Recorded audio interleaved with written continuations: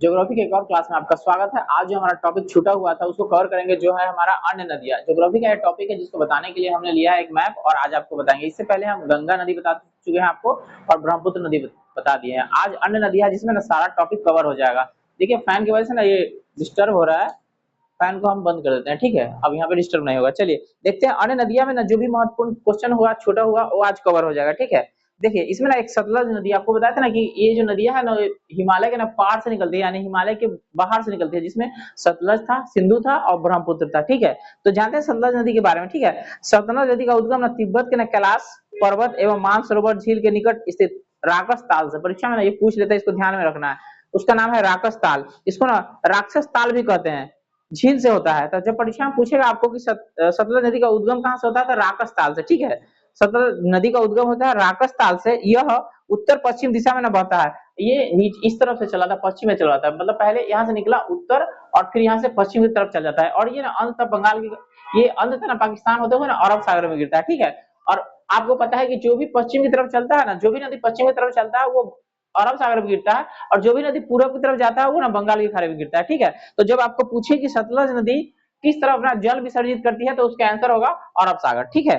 चलिए अगर यहाँ से पूछ दे कि सतलज नदी का उद्गम कहाँ से होता है तो वो है आपका राकस ताल, जिसको ना राक्षस ताल भी कहते हैं, ठीक है। आगे बढ़ते हैं, चलिए देखते हैं। उसके बाद पता है ना उत्तर पश्चिम दिशा में ना बहते हुए ना शिव किला, एक दर्रा है शिव किला, ठीक है।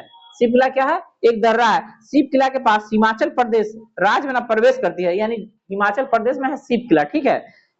यह हिमालय की श्रेणियों को काटकर गौर्ज बनाती है, गहरे गौर्ज बनाती है, का निर्माण करते हैं। इसकी कुल लंबाई, अगर लंबाई की बात करें ना 1500 किलोमीटर में, ठीक है। अगर आपको पूछेगा सतलज कितना किलोमीटर में बहता है तो 1500 किलोमीटर में सतलज नदी बहता है, ठीक है। याद रखिए, ठीक है। सतलज का बहाव क्षेत्र कितना है? 1500 किलोमीटर, यानी 1500 किलोमीटर तक ना ये अपना जल को ना बहा के ले जाता है, ठीक है।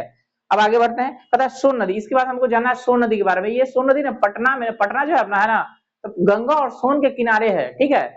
आपको इतिहास में पढ़ाए थे ना पाटलिपुत्र, पढ़ा था ना पाटलिपुत्र, जिसका पुराना नाम है पाटलिपुत्र, ठीक है, जिसका संबंध मौर्य से है, ठीक है। चंद्रगुप्त मौर्य की राजधानी था, ठीक है। इससे पहले बोला जाता है ग्रीवराज, पढ़ा है ना, तो वहां से संबंधित है। तो आप जानते हैं सोन नदी के बारे में, ठीक है। तो सोन नदी की उत्पत्ति ना अमरकंटक की पहाड़ी के पास से हुआ है। तो परीक्षा में पूछ दे कि सोन नदी का उद्गम कहाँ से हुआ है, तो अमरकंटक की पहाड़ी से। कहता है सोन की प्रमुख सहायक नदी है रिहंद, रिहंद भी उत्तर प्रदेश में बहता है, लेकिन ये सहायक किसकी है? सोन की।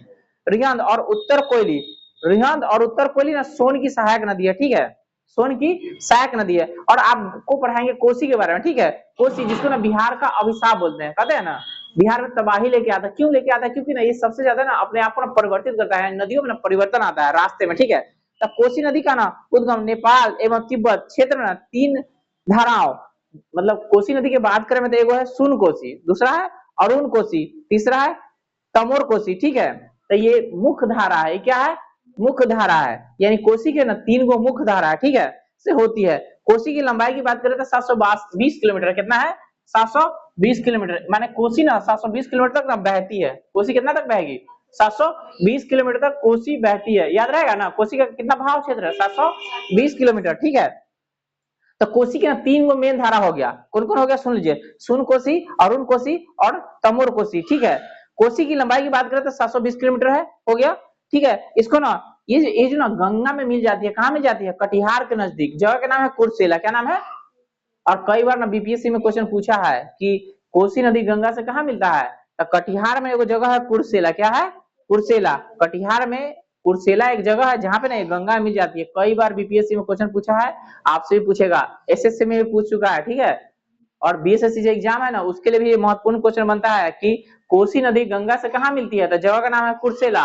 ये कौन जिला में पड़ता है? कटिहार में, ठीक है। तो कुर्सेला के समय ना ये गंगा में मिल जाती है, यानी इसका जल ना जाके गंगा में मिल जाता है। कहता है कोसी नदी को ना 7 धारा है, कोसी नदी के 7 धारे, जिनमें से 3 गो मेन है। 3 गो मेन आपको हम पहले बता दिए, फिर से बता दें, जिसका नाम है सुन, अरुण और तमोर, यानी सुन कोसी, तमोर कोसी और अरुण कोसी, 3 गो धारा है मेन।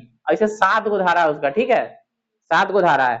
यह नदी अपना ना मार्ग परिवर्तन करने, मतलब इतना ना मार्ग परिवर्तन करता है, सबसे ज्यादा मार्ग परिवर्तन करता है, ठीक है, और अपने साथ ना कटाव करता है, ठीक है।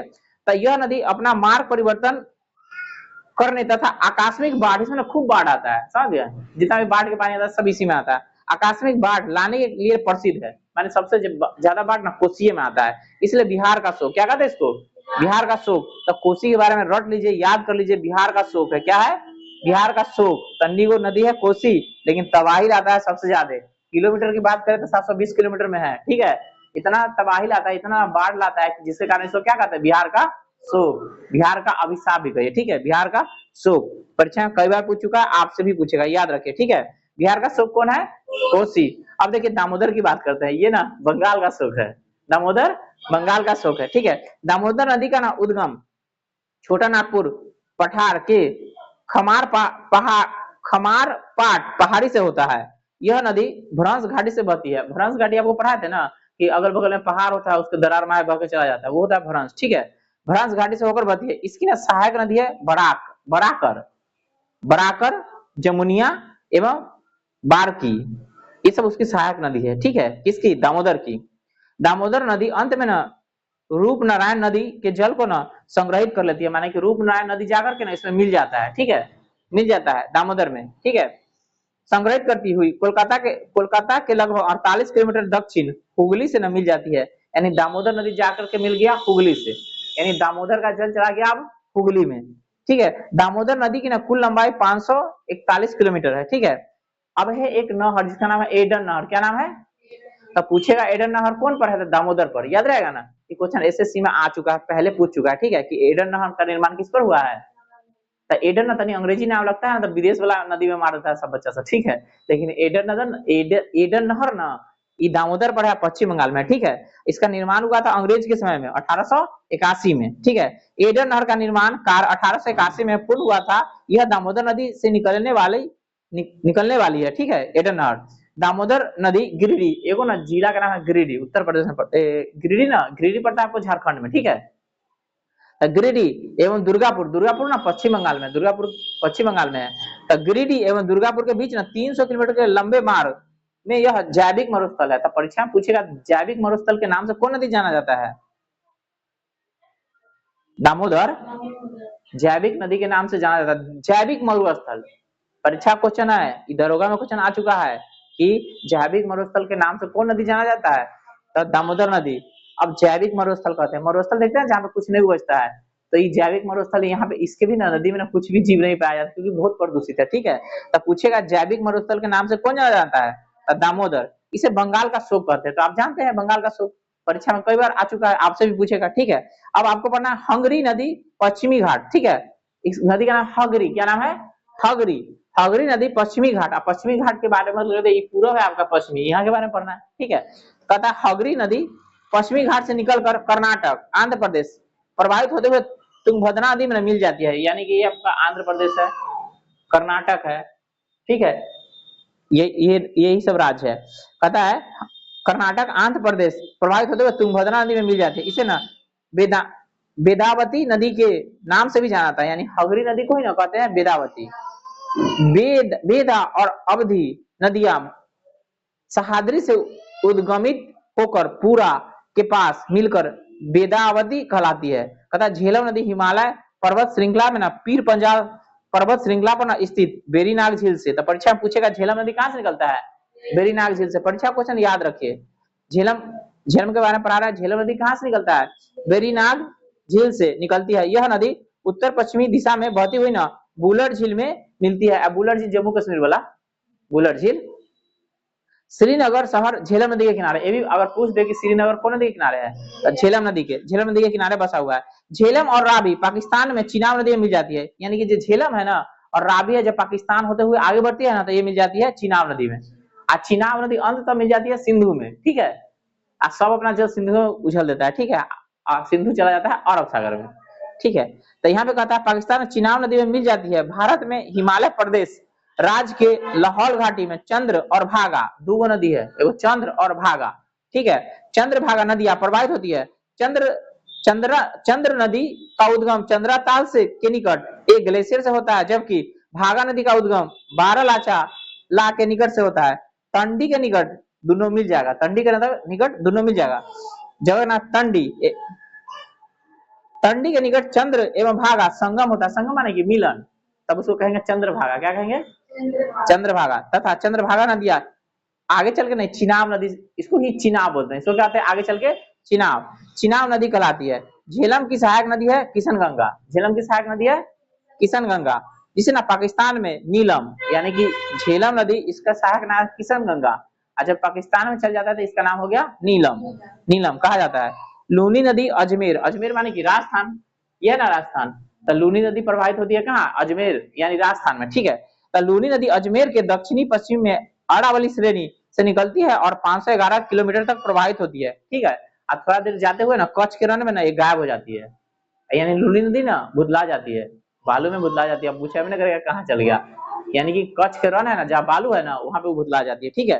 तब कहता है यहाँ पे कच्छ का रण दलदली क्षेत्र विलुप्त हो जाती है, इसका ना संपर्क समुद्र से नहीं हो पाता, यानी कि ये ना अपना जल ना समुद्र में नहीं गिरा पाती है, ठीक है, लूनी नदी। तब पूछेगा लूनी नदी कहाँ बहती है, कच्छ के रण में, गायब हो जाती है, राजस्थान में बहती है, ठीक है। कहता है श्योक नदी, श्योक नदी को काराकोरम क्षेत्र में ना मृत्यु की नदी कहती है। अब पूछेगा मृत्यु की नदी से कौन जाना जाता है, श्योक, परीक्षा में पूछ चुका है, मृत्यु की नदी कौन सा है, श्योक नदी। तो कहता है श्योक नदी को ना काराकोरम क्षेत्र में मृत्यु की नदी के नाम से जाना जाता है। ऐसा साक्ष्य है कि प्राचीन काल में मध्य एशिया के झारखंड से लद्दाख के बीच ना व्यापार इसी नदी से होता था, यानी श्योक नदी से, ठीक है। तथा जास्कर नदी जास्कर श्रेणी में गहरे गौर का निर्माण करते हुए कठोर चट्टानी भागों से होकर बहती है। यह उत्तर पूर्वी की ओर बहते हुए नेमू के निकट सिंधु नदी से मिल जाती है। इसकी उत्पत्ति हिमालय, हिमाचल प्रदेश और लद्दाख की सीमा पर सरचू, जो ये है हिमनद है, सरचू के उच्च अक्षांशीय पठारी भागों से न होकर होती है। जास्कर, जास्कर नदी कुल लंबाई 150 किलोमीटर है, जास्कर कुल लंबाई 150 किलोमीटर है। अब है स्पीति नदी, स्पीति, ये सब नदी है लेकिन ये सब जल का स्रोत है, जैसे बर्फ जहां जमा रहता है ना वहां पे। तो स्पीति नदी, नदी का उद्गम न कुंजम श्रेणी के आधार पर कुंजम ला टोगपो एवं दो धाराओं, एक है कबजीम और दूसरा है पिंगलुंग के संगम से होती है। 60 मील बहने के पश्चात यह हिमालय प्रदेश के किन्नौर जिले में, किन्नौर जिला हिमाचल प्रदेश में है, किन्नौर जिला हिमाचल प्रदेश में, तो यह हिमाचल प्रदेश के किन्नौर जिले में नामगिया जगह है, नामगिया गांव के पास सतलज नदी में मिल जाती है, यानी अपना जल उसमें बहा देता है। उसके बाद पढ़ना है काली नदी, ये काली नेपाल वाला है ना, वो नदी नहीं, दूसरा है काली नदी। हाँ, पश्चिमी घाट पर्वत श्रृंखला में स्थित उत्तर कन्नड़ जिले, कन्नड़ जिला कर्नाटक में है, में डिग्गी गांव का नाम डिग्गी, डिग्गी गांव से उद्गमित होकर चाप के आकार में, चाप जानते हैं ना, मैथ में चाप बना है ना, चाप के आकार में पश्चिम की ओर प्रवाहित होकर अरब सागर में मिल जाती है। संकोसी नदी उत्तरी भूटान से उद्गमित होकर असम और पश्चिम बंगाल के बीच सीमा बनाती है। तो ये प्रश्न पूछा है दरोगा में, आपसे भी पूछ सकता है कि असम और बंगाल के, मतलब असम और पश्चिम बंगाल के बीच सीमा बनाती है कौन सी नदी, तो संकोसी, संकोसी नदी सीमा बनाती है। और असम बंगाल सीमा के निकट ब्रह्मपुत्र नदी, तो ब्रह्मपुत्र नदी के बारे में पता है आपको, पहले भी पढ़ा है। तो असम बंगाल की सीमा के निकट ब्रह्मपुत्र नदी में मिल जाती है, यह संकोसी। माही नदी मध्य प्रदेश से उद्गमित होकर खांडू के निकट राजस्थान के बांसवाड़ा जिले में प्रवेश करती है। यह नदी नरबाली तक बहने के पश्चात दक्षिण पश्चिम दिशा में की ओर में गुजरात से प्रवाहित होती हुई खंभात की खाड़ी में गिर जाती है। अब है मीठी नदी, नदी का नाम है मीठी, क्या नाम है, मीठी नदी, मुंबई में स्थित है। कहाँ है, मुंबई, मुंबई माने की महाराष्ट्र। हाँ, तो मीठी नदी मुंबई स्थित बिहार झील के अधिप्रवाह से उद्गमित होती है 2 किलोमीटर तक, कितना, 2 किलोमीटर के प्रवाह के बाद ना इसमें ना पोबई झील की पानी अधिग्रत होती जाती है, आके मिल जाता है, ठीक है, आके मिल जाता है पोबई झील। तो इसके चलते ना आगे बढ़ जाता है, अब ये हो जाता है 18 किलोमीटर, ठीक है। थोड़ा दूरी तय करने के बाद माहिम की खाड़ी में ना के पास ही अरब सागर मिल जाती है। अब है तेल नदी, परीक्षा पूछता है तेल नदी किसकी सहायक नदी है, तो महानदी की, तेल नदी महानदी की सहायक नदी है, ठीक है। तेल नदी किसकी, महानदी की। तो तेल नदी महानदी की प्रमुख सहायक नदी है, ये क्वेश्चन कई बार पूछ चुका है, बीएसएससी बीपीएससी पूछ चुका है तेल नदी के बारे में, ठीक है। तो महानदी की सहायक नदी है। उसके बाद कापिली, इसको कहते हैं कोपिली, कापिली नदी ब्रह्मपुत्र नदी की सहायक नदी है। और ये जो आपका कामरूप नगर है ना, इसी पर अवस्थित है, कापली पर। कामरूप कहाँ है, असम में है। कामरूप के बारे में जानते हैं, कामरूप जादू टोना वाला, वो है कामरूप। तो कौन सा नदी है, कापिली, कापिली को बोलते हैं कोपिली, ठीक है। तो कामरूप शहर है ना, यह कापली नदी पर ना कपली नदी पर अवस्थित है। ठीक है, तो ये था अन्य नदियों के बारे में जानकारी, कुछ जो छूट गया है तो आप एक दो बार देखिएगा, रिवीजन हो जाएगा और बचा कुछ ऑप्शनल बनाने की कोशिश कीजिएगा, वहां से पूरा हो जाएगा। ठीक है, अगला टॉपिक जो हमें बच गया है वो अगले क्लास में हम पूरा करेंगे और आपको बताएंगे इससे क्या बनने वाला है प्रश्न। ठीक है, मिलते हैं अगले वीडियो में, तब तक के लिए जय हिंद।